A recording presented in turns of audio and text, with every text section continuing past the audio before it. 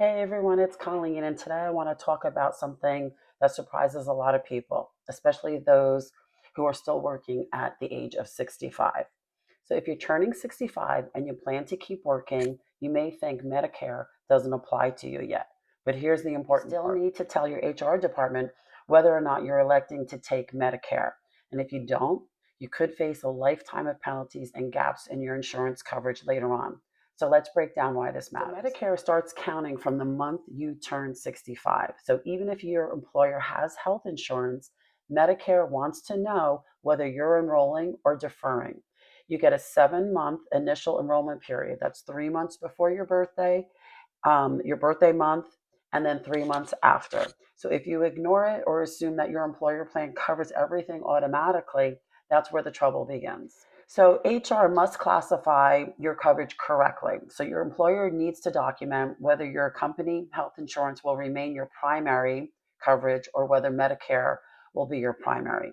So this depends on how many employees your company has. Employer, which is 20 plus employees, that insurance can stay your primary. So you can delay Medicare Part B without penalty, but only if HR documents it.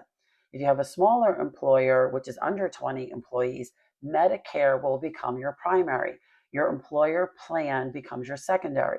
If you don't enroll in Medicare on time, your employer plan may not pay your bills. Why? HR must know your decision. It determines how your claims get paid. Now, your HR department should be coming to you and asking you this question, but you're best if you go to them first, months before you turn 65.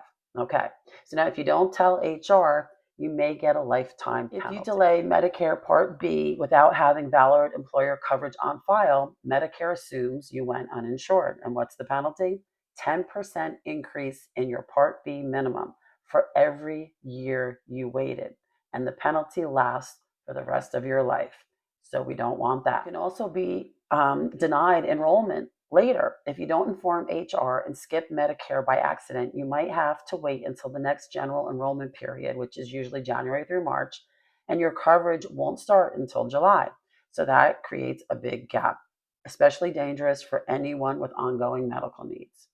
So the bottom line, talk to your HR before your 65th birthday. This is one of the most important steps you can take to protect yourself. Make an appointment with HR or your benefits manager. Tell them you're turning 65. Ask them to confirm whether you should enroll in Medicare Part B or defer. Have them provide the required documents.